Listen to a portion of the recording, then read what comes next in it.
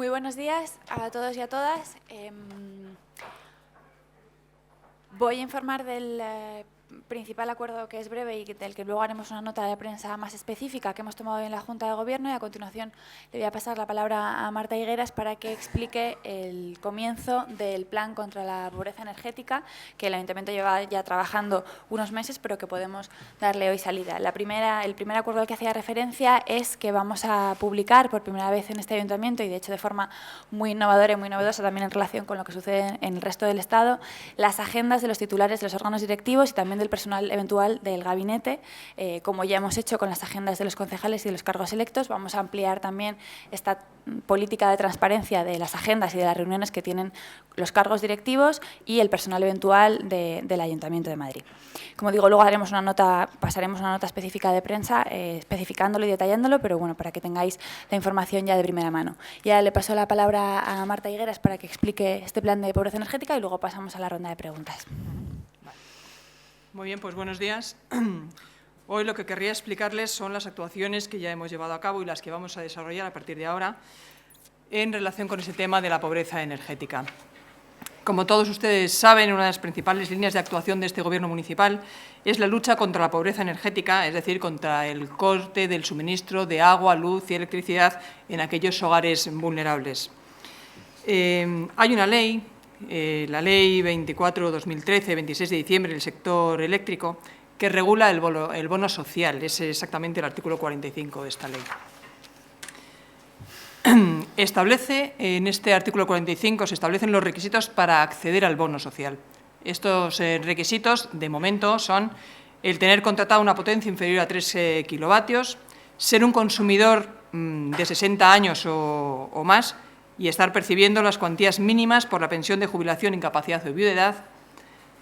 Otro de los requisitos puede ser familia numerosa, eso también da derecho a acceder al bono social, o el tener a todos los miembros de la unidad familiar en situación de desempleo. Es evidente que cumplir alguno de estos requisitos no garantiza tener necesidad del bono social energético. Es decir, puede ser que haya familias numerosas que evidentemente no necesiten de este bono social, o que haya personas en cualquiera de estas situaciones que acabo de describir que tengan contratado una potencia menor de 3 kilovatios que no necesiten este bono social. Lo que sabemos fundamentalmente es que las personas que contratan una potencia inferior a 3 kilovatios lo hacen en segundas residencias y, por lo tanto, pues, no serían familias vulnerables acreedoras de este bono social, pero de momento esto es lo que dice la ley que les acabo de decir. Por este motivo, hoy mismo vamos a mantener una reunión con el ministro de Industria con el fin de proponerle algunas modificaciones a esta ley que acabo de mencionar y que les voy a decir cuáles van a ser las principales modificaciones que vamos a sugerir. La primera modificación que vamos a sugerir es que a través de los servicios sociales se pueda decretar lo que vamos a llamar hogares vulnerables. Serían aquellos cuyo consumo energético supere el 10% de los ingresos, o aquellos hogares donde se esté percibiendo la renta mínima de inserción, o aquellos hogares, se tiene que determinar otras circunstancias, pero fundamentalmente son aquellos hogares donde no se puede pagar los suministros básicos energéticos, luz, agua y gas. La segunda modificación que vamos a proponer es que una vez que un hogar sea declarado por los servicios sociales hogar vulnerable, esto conlleve el acceso a una tarifa social en su consumo energético. Esta tarifa social, será la tercera modificación que vamos a proponer, es que esta tarifa social sea progresiva. Es decir, que en caso de pobreza extrema se pueda alcanzar, por ejemplo, el 100% de la tarifa y así progresivamente.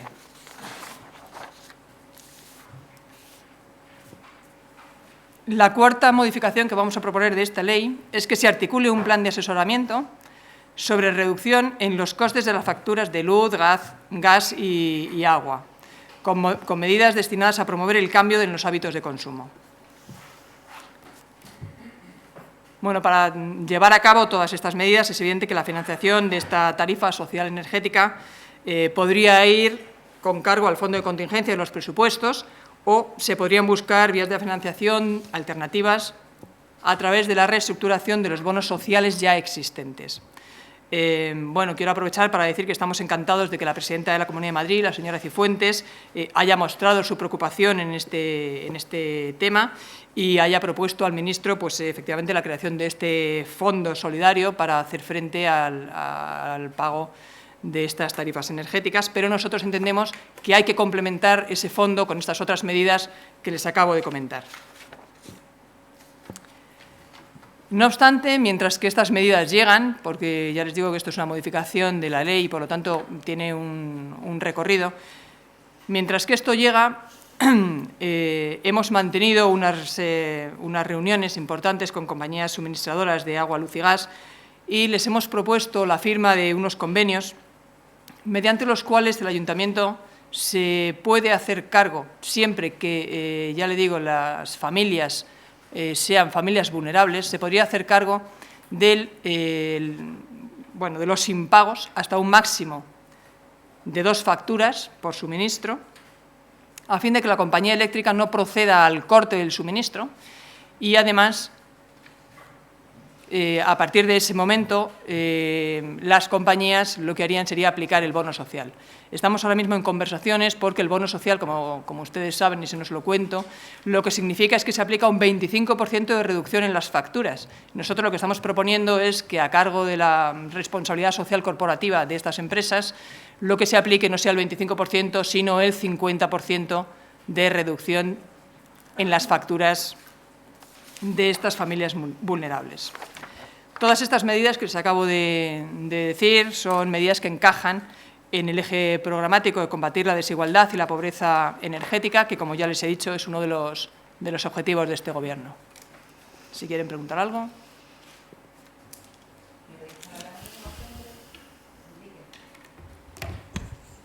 Buenos días. Tengo varias preguntas, concejalas. En primer lugar, quería preguntarles, ya que hablan del tema de las agendas,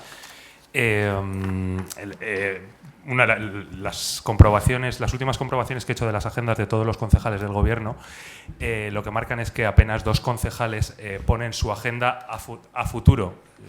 Su agenda siempre se termina en el día de hoy o en la jornada de cada día. Quería saber si dentro de la reglamentación que aprobaron esa va a ser la tónica, es decir, que la ciudadanía solo pueda conocer el pasado de lo que ha hecho el concejal y no el futuro de lo que va a hacer. Y, en este sentido, si eso se va a extender a las nuevas personas de las que se va a publicar su agenda y dónde va a estar disponible, porque sí que es verdad que el acceso a las fichas de los concejales es relativamente sencillo, pero saber qué ha hecho el director general de lo que sea no es tan sencillo saberlo. En segundo lugar, sobre el tema de la funeraria, que el otro día hablaron largo y tendido sobre el tema, quería saber, ya que no lo hicieron público, quería saber por lo menos cuáles son los análisis preliminares, los análisis económicos preliminares que han hecho para sustentar una remunicipalización del servicio. Quería saber si tienen una cuantificación de qué es lo que va a suponer para las arcas municipales, si va a haber beneficios, si no va a haber beneficios. Entiendo que habrán hecho ese estudio y que no estarán esperando a hacerlo al momento en el que presenten la empresa. En tercer lugar, el otro día en Madrid Diario publicamos que el abandono del Arco de la Victoria en Moncloa y la pretensión de la Universidad Complutense y del Consorcio Regional de Transportes de cederle este espacio al Ayuntamiento de Madrid. Quería saber si dentro de su plan, de ese estudio de plan de memoria histórica que todavía, recalco, están estudiando hacerse con ese espacio y recuperarlo y gestionarlo desde el Ayuntamiento. En último lugar, ya que el señor Barbero ayer habló de temas de la Cañada Real y de planes de choque para solucionar problemas, y en este caso la señora Higueras también nos puede ayudar dando más información. El día 14 de septiembre hubo una visita por parte de la alcaldesa, del concejal Barbero, de la concejala Higueras y de la concejala Sabanés a la Cañada Real. Quería saber qué vieron, qué situaciones vieron como fundamentales para actuar en este plan de choque que dijo el señor Barbero ayer en el Pleno. Gracias. Sí, Sí, que ya. Vale, venga, pues entonces empiezo yo. En relación con las agendas, bueno, el objetivo de la publicación de las agendas es contar de forma transparente cuál es el trabajo de los concejales y ahora también de los cargos directivos, y por lo tanto entendemos que en la medida de lo que la ciudadanía demanda es transparencia, lo importante es ir contando de forma actualizada qué es lo que se ha hecho, y además teniendo en cuenta que hay criterios de seguridad y de intimidad de las personas con las que nos reunimos, pues creemos que el criterio adecuado es el de publicar de forma regular a partir del día siguiente.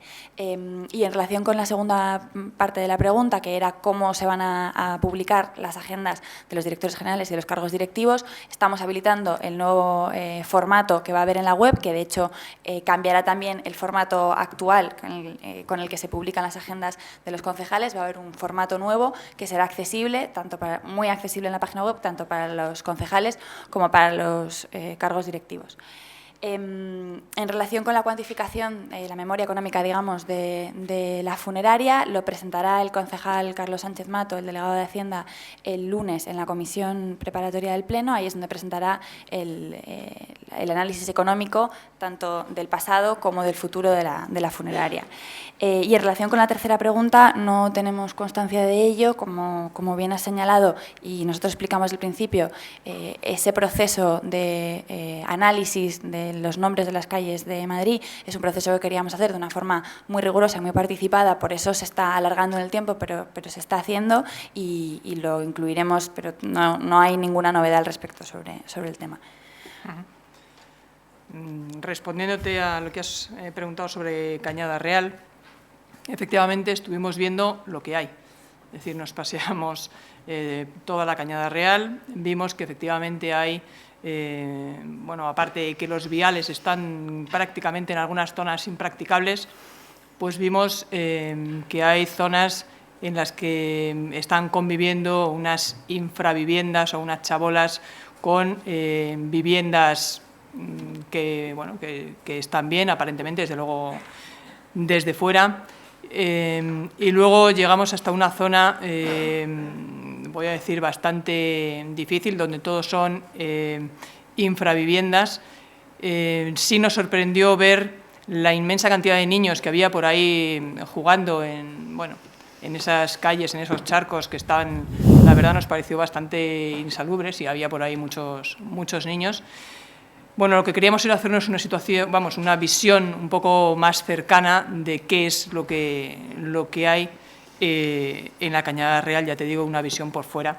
No estamos entrando en las personas que viven allí, simplemente una visión del panorama. De esa visita se van a tomar algunas medidas urgentes. La primera medida urgente que se va a tomar va a ser, vamos a intentar pavimentar, por lo menos de cara a este invierno, pavimentar con una solución de emergencia. No es una pavimentación consolidada, sino una pavimentación de emergencia. Todas las vías por las que muchos niños tienen que llegar a coger el autobús para ir al colegio. Había unos grandes charcos, muchísimos agujeros, todo eso se pone en invierno, según nos han contado, lleno de barro, y hay muchos menores que tienen que atravesar 1 kilómetro, por ejemplo, para ir a coger autobús. Entonces, vamos a intentar facilitarles por lo menos ese tránsito al autobús de colegio. También vimos, y la verdad es que a mí me sorprendía ver cómo había algunas personas que estaban en silla de ruedas, y yo la verdad es que no entendía muy bien cómo conseguían pasar por aquellas zonas tan complicadas, ¿no? Entonces vamos a tratar, ya digo, de favorecer por lo menos ese tránsito, ¿no? Tanto de personas en silla de ruedas como de los niños, para que puedan ir a coger el autobús y volver a sus casas este invierno sin esos problemas.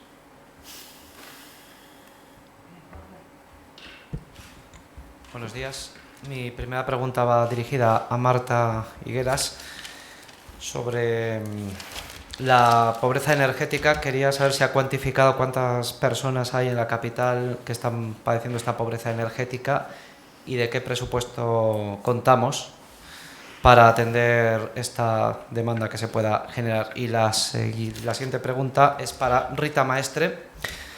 La última noticia publicada en la web versión original es del 7 de agosto. No sé si significa esto que el Ayuntamiento está de acuerdo con todas las noticias que desde entonces hemos contado y publicado en los medios de comunicación, a pesar de que ayer el concejal Sánchez Mato señalara a varios medios de comunicación como Libertad Digital.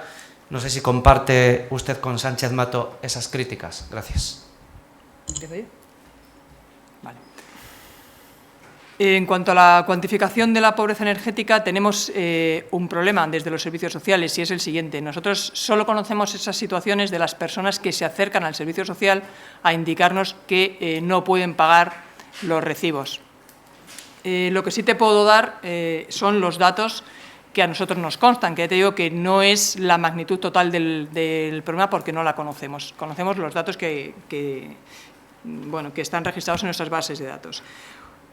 Os puedo decir que en el año 2014, 1.141 hogares solicitaron ayuda para pagar los suministros básicos. Esto está cuantificado en 277.854,25 euros.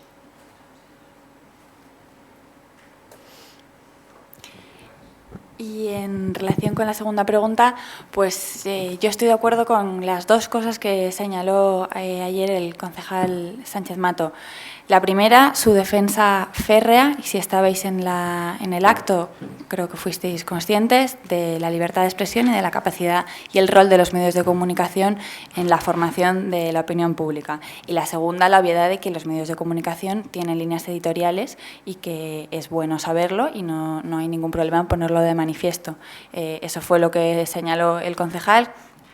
Eso es, creo, una obviedad para todo el equipo de gobierno y, en ese sentido, sí, estamos de acuerdo con que la libertad de expresión y el papel de los medios de comunicación es fundamental y con que los medios de comunicación tienen líneas editoriales que son diferentes y que a veces pueden estar en contra de lo que hace este equipo de gobierno o cualquier otro, y eso es el funcionamiento normal en un sistema democrático en el que cada uno tiene la capacidad y el derecho y la legitimidad para expresarse libremente.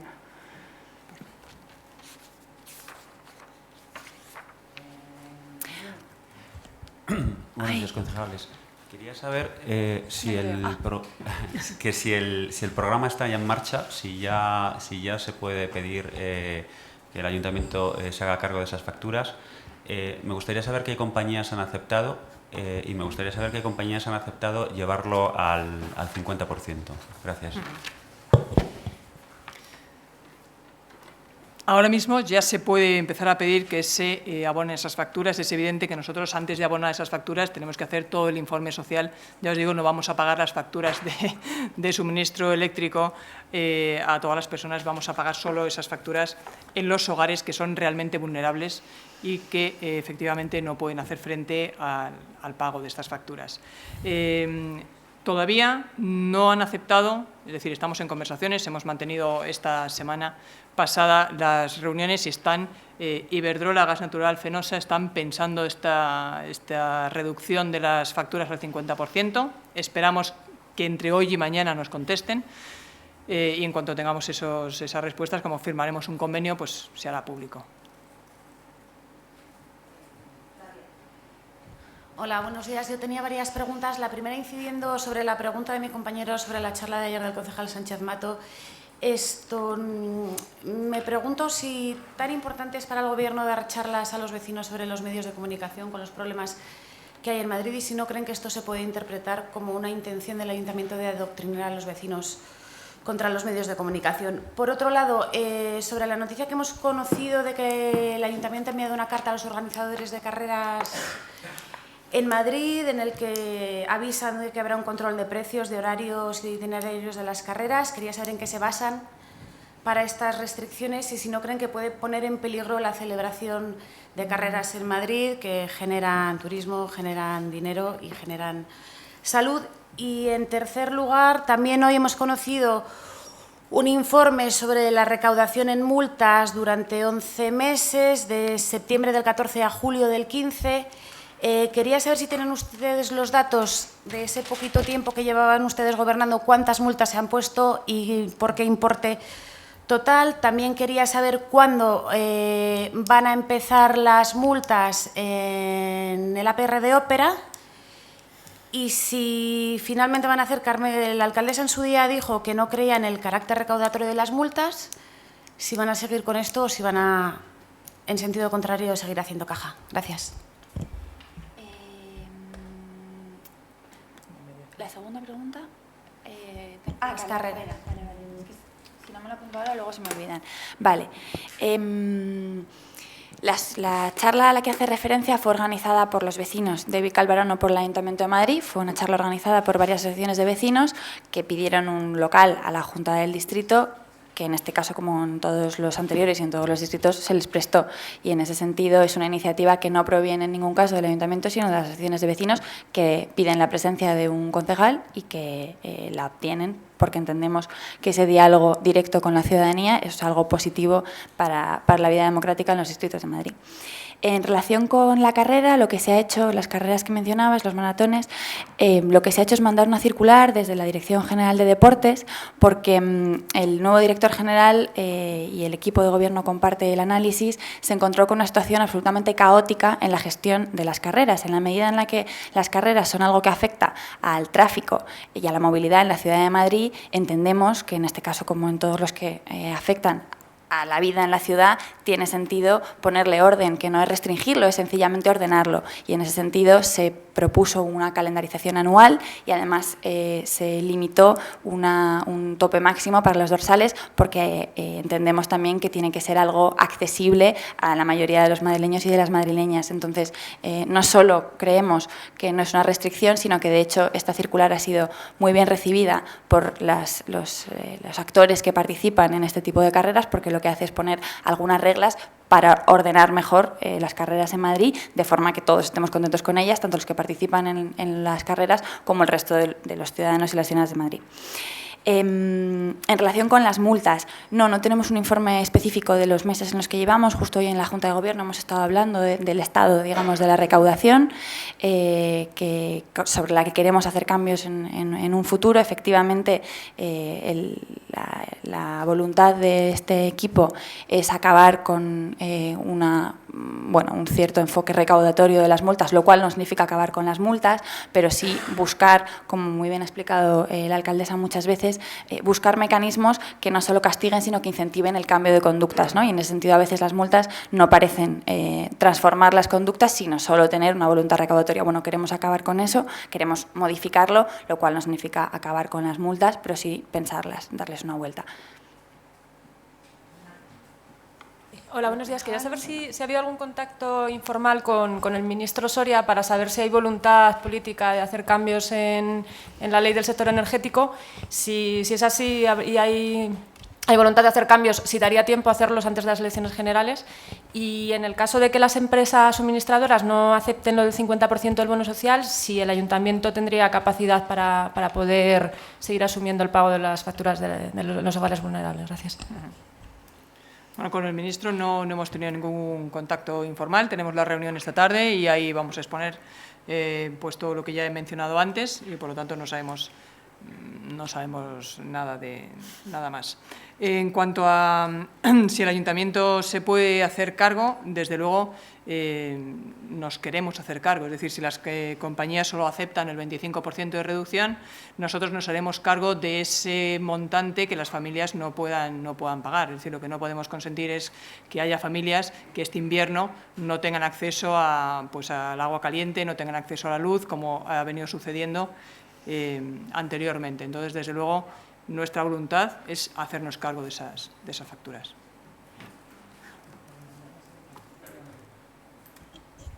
Hola, buenas. También sobre pobreza energética. Si no he entendido mal, Iberdrola y Gas Natural Fenosa se han mostrado dispuestas a estudiar a asumir ese 50%.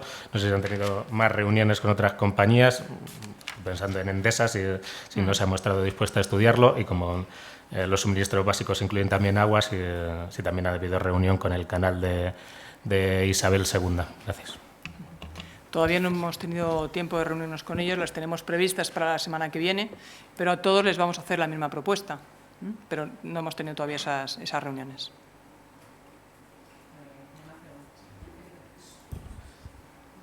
Una pregunta que es quizás también más una reflexión de contenido político. Cuando se suscitó el asunto de la malnutrición, hubo, iba a decir, un conato de conflicto político entre la comunidad y el ayuntamiento. Cada uno, en la legítima defensa de sus competencias, vendió una historia distinta. Finalmente, la comunidad explicó que no había esa necesidad porque ellos habían atendido a menos menores de los previstos y, sin embargo, el ayuntamiento sí corrió con el grueso de la financiación para esos menores, 9.000, creo recordar de memoria, de necesidades alimenticias. Ahora estamos en un nuevo episodio. ¿En qué medida el Ayuntamiento de Madrid, Cibeles y la Puerta del Sol van a conseguir coordinarse para, más allá de la foto de ayer de Cristina Cifuentes con el ministro y de la que se haga usted esta tarde con el ministro, si es que tenemos ocasión de verla, ¿en qué medida van a conseguir coordinarse para que finalmente las disputas o rencillas políticas no impidan que los madrileños que lo necesitan se vean finalmente favorecidos? Gracias.